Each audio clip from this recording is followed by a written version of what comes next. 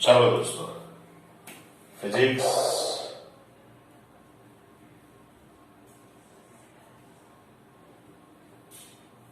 Standard 12. હવે મિત્રો, આપણે પહેલા તો એક પ્રશ્ન જોવાનો છે. તો એ પ્રશ્ન કયો છે? તો કેપેસિટરોના શ્રેણી જોડાણ માટેનું સમતુલ્ય સૂત્ર તારો. તો કેપેસિટરોનું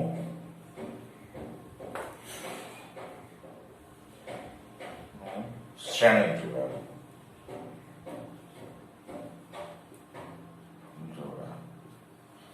ચલો, આકૃતિમાં બે કેપેસિટરો દર્શાવેલા છે.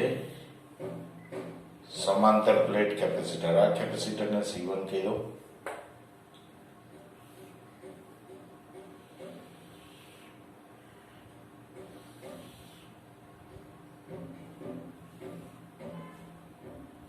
આ કેપેસિટરને C2 કહી દો.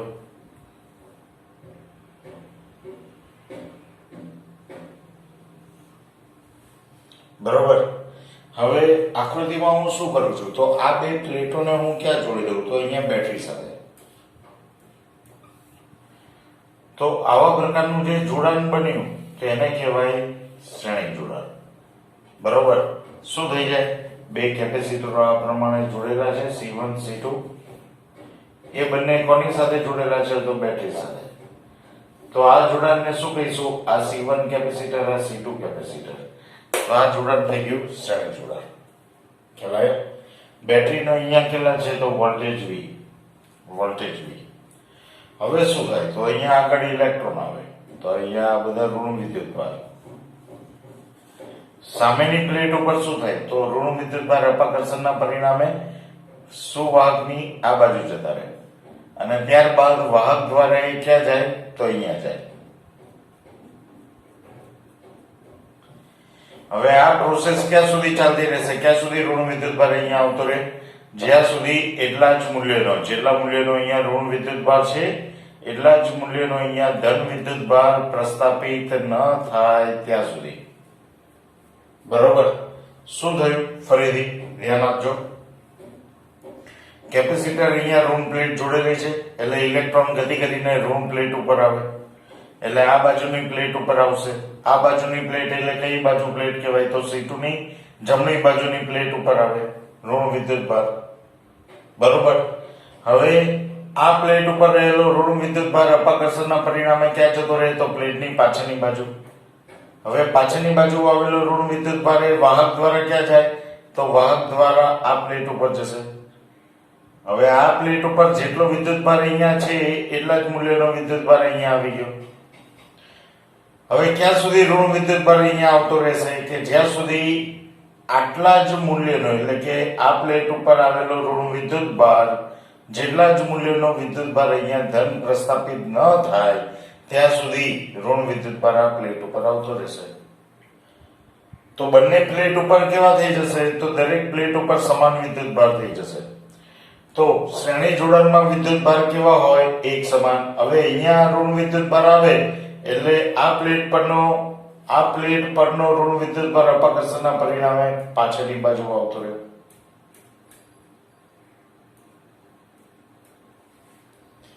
બરોબર. ને અહીંયા શું થઈ જાય? તો ઋણ વિદ્યુતભારના અભાવે ધન વિદ્યુતભાર અહીંયા ખુલ્લો પડે અને આ બધા ઋણ વિદ્યુતભાર ક્યાં જાય? તો ધન પ્લેટ ઉપર એટલે કે આ ધન ધ્રુવ ઉપર આવે. તો આ પ્રમાણે ઇલેક્ટ્રોનનું વહન થાય અને રેવાચિક વિદ્યુત પ્રવાહનો વહન થાય છે. ખ્યાલ આવી ગયો? આ પ્રમાણે ઇલેક્ટ્રોનમાં એટલે કે પરિપથમાં રેવાચિક વિદ્યુત પ્રવાહ વહન પામે. શ્રેણી જોડાણમાં શું હોય? તો શ્રેણી જોડાણમાં Q એટલે કે બંને પરના Q કેવા હોય? સમાન. એટલે કે આપણે એવું લઈ શકીએ કે શ્રેણી જોડાણ માટે જો આ તો અહીંયા બે જ કેપેસિટર દર્શાવેલા છે પણ આવા જો અનેક કેપેસિટર હોય તો તેમના માટે શ્રેણી જોડાણ માટે Q કેવો હોય છે? સમાન હોય છે. એટલે દરેક કેપેસિટર પરનો વિદ્યુતભાર એક સમાન હોય છે. બરોબર. ચલો, હવે આ બે છેડા વચ્ચે વિદ્યુત સ્થિતિમાન કેટલું? તો આ બે છેડા વચ્ચેનું વિદ્યુત સ્થિતિમાન V.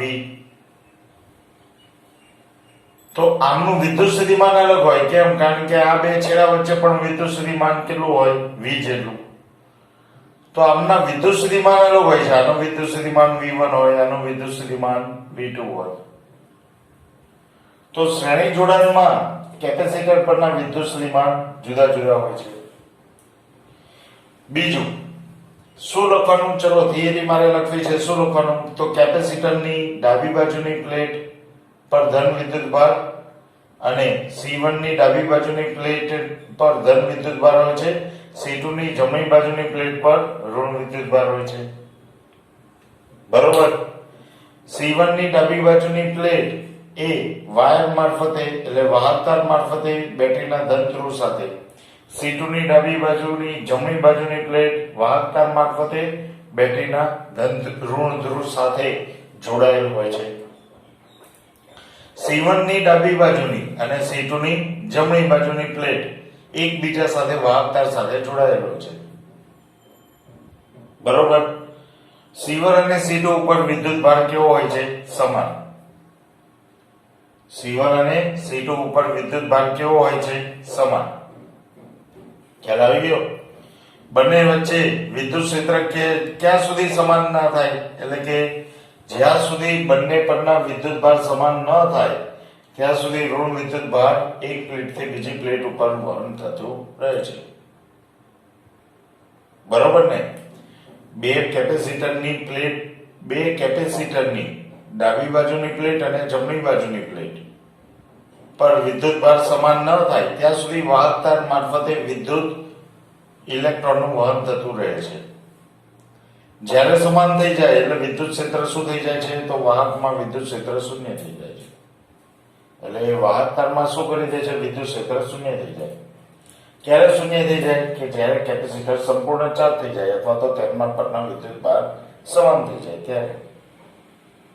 બરોબર? ખ્યાલમાં આવ્યો? વાહકની અંદર વિદ્યુત ક્ષેત્રો શૂન્ય થઈ જાય છે. વિદ્યુત ક્ષેત્ર ક્યારે શૂન્ય થઈ જાય પરિપથમાં? તો પરિપથમાં વિદ્યુત ક્ષેત્ર ત્યારે શૂન્ય થાય કે જ્યારે કેપેસિટર પર સંપૂર્ણ ચાર્જ થઈ જાય અથવા તો દરેક કેપેસિટર પરના વિદ્યુતભાર એક સમાન થઈ જાય ત્યારે. આવા જોડાણને શું કહેવામાં આવે? શ્રેણી જોડાણ. બરોબર. તો હું અહીંયા આ ભૂસી કાઢું છું. આને ખાલી આપણે થિયરીમાં લખીશું, આકૃતિમાં દર્શાવીશું નહીં. આકૃતિમાં દર્શાવવું હોય તો નાનું આ દર્શાવી દેવાનું. ચાલો.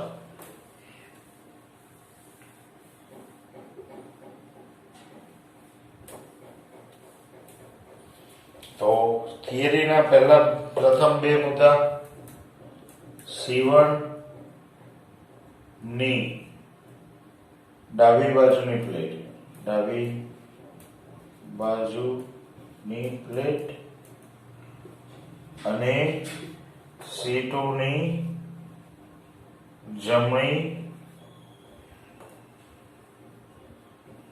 બાજુની પ્લેટ પર વિદ્યુત ભાર અનુક્રમે +Q અને -Q. બરોબર. ચલો C1 ની ડાબી અને C2 ની જમણી બાજુની પ્લેટને બાહ્ય બેટરીના અનુક્રમે ધન અને ઋણ ધ્રુવ સાથે જોડતા. બાહ્ય બેટરીના અનુક્રમે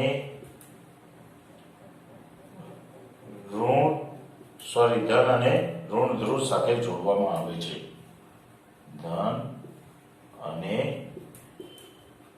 ઋણ ધ્રુવ સાથે જોડેલ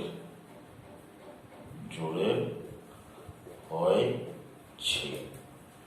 બરોબર. ચાલો, હવે વિદ્યુત ભારનું વહન ક્યાં સુધી થાય? તો કેપેસિટરમાં પરના દરેક પ્લેટ પરના વિદ્યુત ભાર એક સમાન ન થાય ત્યાં સુધી વિદ્યુત ભાર વહન પામતો હોય છે. દરેક કેપેસિટર પર ની પ્લેટો પર વિદ્યુત ભાર સમાન ન થાય ત્યાં સુધી વિદ્યુત ભાર વહનનું વહન થાય.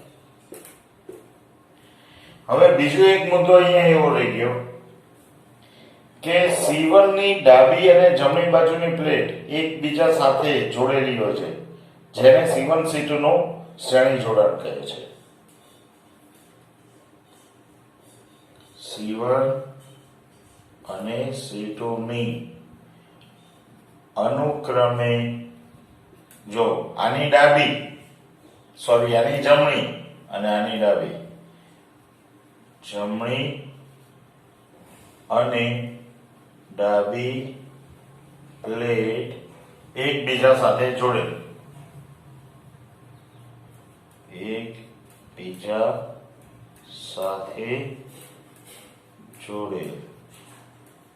જેને કેપેસિટર નું કેવું જોડાણ, શ્રેણી જોડાણ કહે છે. બરોબર. તો આ એક મુદ્દો એડ કરવો પડે વચ્ચે, આ બે વચ્ચે. બરોબર. હું અત્યારે નહીં કરું કારણ કે મારે અહીંયા આજે સૂત્રો તારવવાના છે, તો હું આને ભૂસી કરીશ, પણ તમે આ મુદ્દાને ધ્યાનમાં રાખજો. બરોબર ને? ખ્યાલ આવ્યો? અથવા તો આકૃતિમાં દર્શાવ્યા પ્રમાણે C1 C2 કેવા છે? શ્રેણી જોડાણ. અથવા તો આકૃતિમાં દર્શાવ્યા પ્રમાણે જ્યારે કેપેસિટરને જોડવામાં આવે તો તેવા જ પ્રકારના જોડાણને શ્રેણી જોડાણ કહે છે. તો આને હું અહીંયા ભૂસી કરું છું.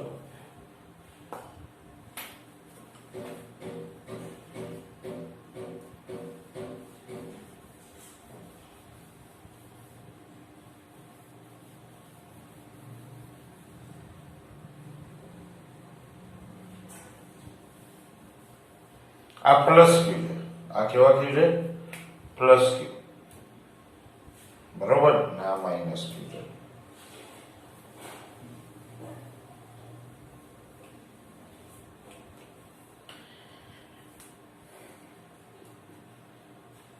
આકૃતિમાં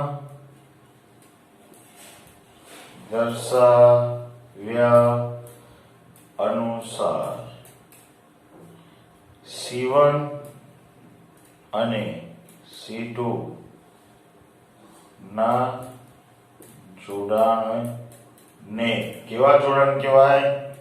શ્રેણી જોડાણ કહે છે. ચલો દોસ્તો, હવે શ્રેણી જોડાણ માટે શું થાય?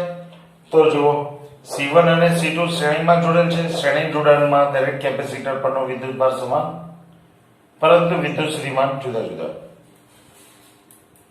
શ્રેણી જોડાણમાં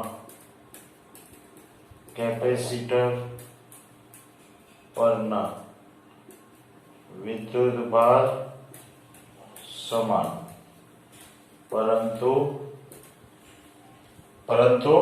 શું થઈ જાય? શ્રેણી જોડાણમાં કેપેસિટર પરના વિદ્યુતભાર સમાન, પરંતુ વિદ્યુત સ્થિતિમાન જેને કહેવાય વોલ્ટેજ, કેવા? જુદા જુદા. બરોબર. જો ફટાફટ જોઈ લો. એટલે હું આ હવે ભૂસી કાઢી અને શું કરીશ?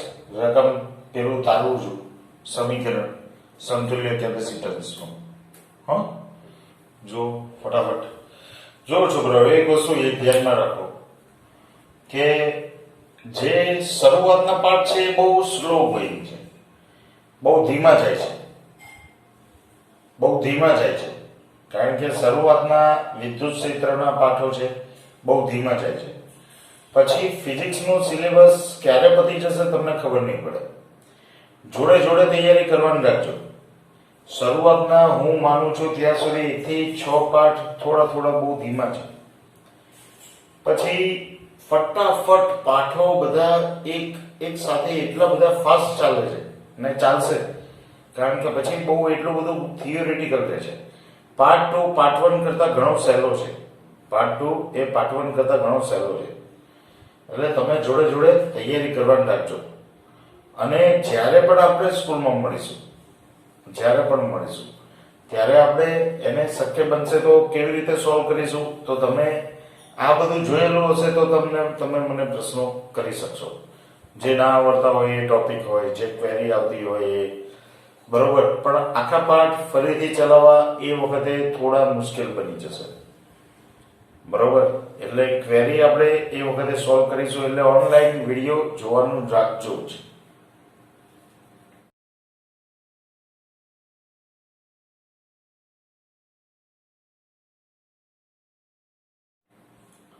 ચાલો હવે જુઓ, કેપેસિટર પરની પ્લેટ પરના વિદ્યુત ભાર સમાન છે અને વિદ્યુત સ્થિતિમાન જુદા જુદા છે. માટે આપણે શું કરીશું, તો C1 પરનું વિદ્યુત સ્થિતિમાન અને C2 પરનું વિદ્યુત સ્થિતિમાન બરાબર કેપેસિટરની બે છેડાના વચ્ચેનું વિદ્યુત સ્થિતિમાન. તો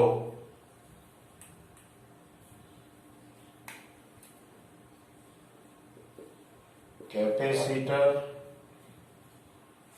માટે V બરાબર V1 વત્તા V2, એટલે બે છેડા વચ્ચેનું વિદ્યુત સ્થિતિમાન V, તો V is equal to V1 વત્તા V2, બરોબર. આના પરનું વિદ્યુત સ્થિતિમાન V1, આના પરનું V2, ને આ બે છેડા વચ્ચેનું વિદ્યુત સ્થિતિમાન કેટલું, તો આના જેટલું, V જેટલું, બરોબર. તો V1 વત્તા V2. ચલો Q બરાબર કેટલા, તો જુઓ C1 is equal to, અથવા તો V1 બરાબર Q ભાગ્યા C1 વત્તા તેમજ V2 બરાબર Q ભાગ્યા C2, બરોબર ને. તો V is equal to Q ભાગ્યા C. Complete. V is equal to Q ભાગ્યા C. ખ્યાલ આવ્યો, બરોબર ને. તો V1 V2 ની કિંમતો મૂકતા, તો V1 V2 ની કિંમતો મૂકીએ તો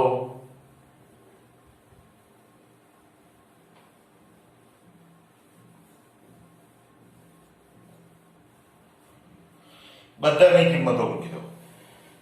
Q ભાગ્યા C, Q ભાગ્યા C1 વત્તા Q ભાગ્યા C2. Q કેવા થઈ જશે, ઉડી જશે. માટે 1/C is equal to 1/C1 વત્તા 1/C2. જ્યાં C ને શું કહેવાય, અહીંયા C ને શું કહેવાય, તો C ને C1 અને C2 નું સમતુલ્ય કેપેસિટન્સ કહે છે. તો C એ C1 અને C2 નું સમતુલ્ય કેપેસિટન્સ છે. ક્લિયર, બરોબર. જો આવા n કેપેસિટરોને શ્રેણીમાં જોડવામાં આવે તો n કેપેસિટરો, તો આપણે આ સૂત્રને કેવી રીતના લખીશું, તો પહેલા આટલું જોઈ લો. જો n કેપેસિટરોને શ્રેણીમાં જોડતા, n કેપેસિટરોને શ્રેણીમાં જોડતા સમતુલ્ય capacitance 1/C is equal to 1/C1 વત્તા 1/C2 વત્તા વત્તા 1/Cn. તો n કેપેસિટરોને શ્રેણીમાં જોડતા 1/C is equal to 1/C1 વત્તા 1/C2 વત્તા 1/Cn, બરોબર. તો આ શ્રેણી જોડાણ માટેનું કેપેસિટન્સ, સમતુલ્ય કેપેસિટન્સનું સૂત્ર શ્રેણી જોડાણમાં. હવે શ્રેણી જોડાણની મહત્વની બાબતો કઈ કઈ છે,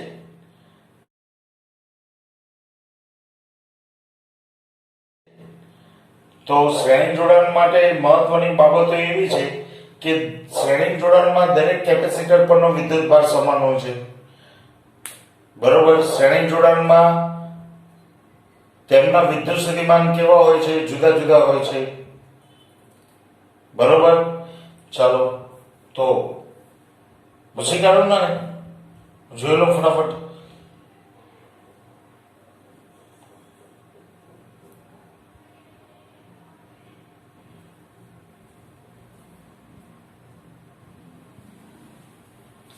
તો જો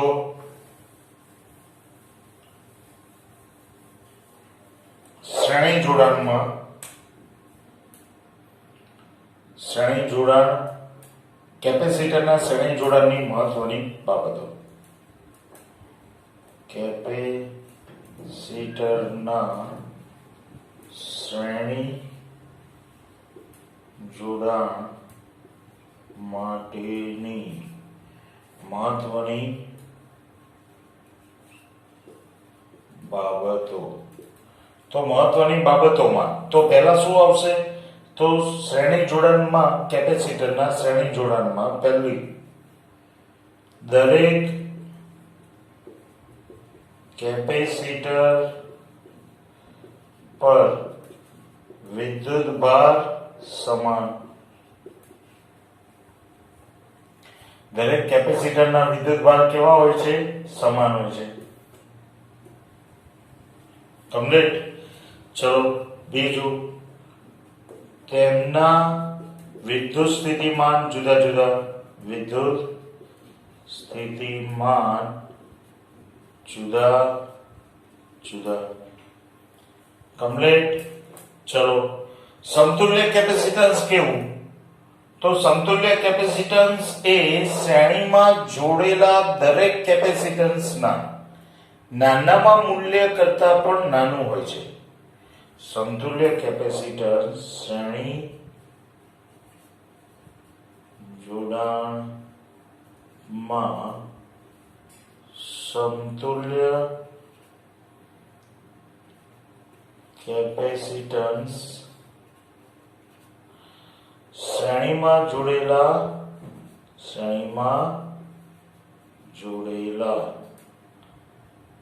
કેપેસિટરના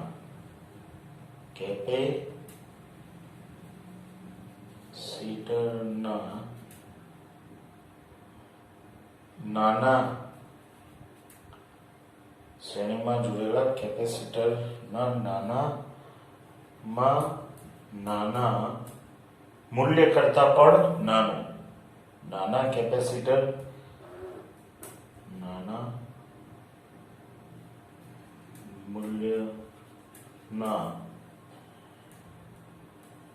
કેપેસિટર કરતા પણ કેવું મળે? નાનું મળે. બરોબર. શ્રેણી જોડાણમાં સમતુલ્ય કેપેસિટન્સ શ્રેણીમાં જોડેલા કેપેસિટરના નાના મૂલ્યના કેપેસિટરના મૂલ્ય કરતા પણ નાનું મળે. નાના મૂલ્યના કેપેસિટરના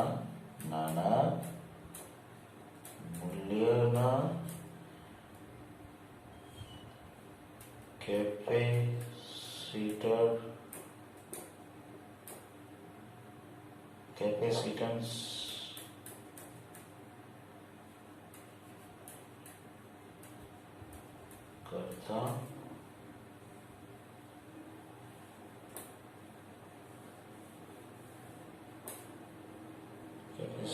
કરતા પણ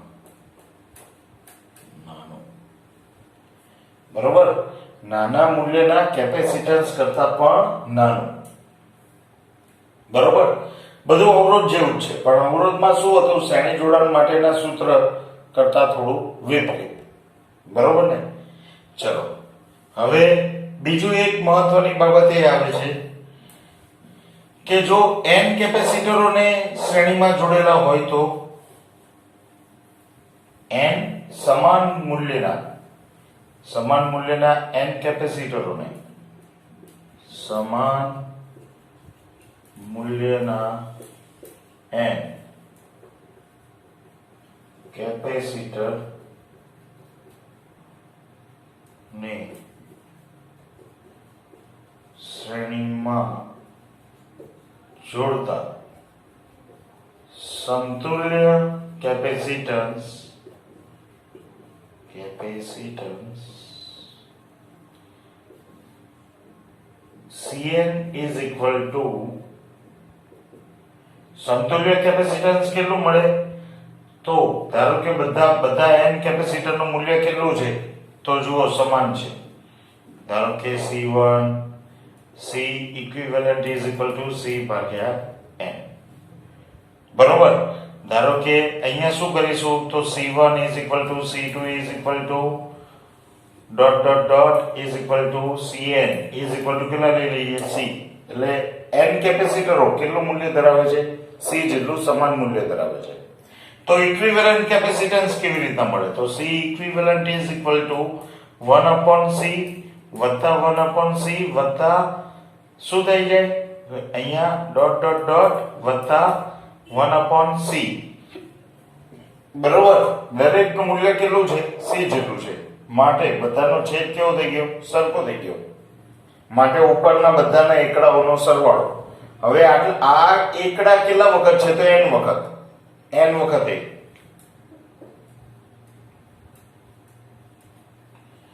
n વખત 1. બરોબર ને? તો અહીંયા કેટલા આવી જશે? n/C. કોના બરાબર? C equivalent. ચલો વ્યસ્ત કરી દો. તો વ્યસ્ત કરીએ તો C equivalent is equal to C/n. બરોબર. તો આ પ્રમાણે મળે. ખ્યાલ આવે? આ પ્રમાણે મળે. તો જોઈ લેજો દોસ્તો, આ હતું કેપેસિટરનું શ્રેણી જોડાણ. બરોબર.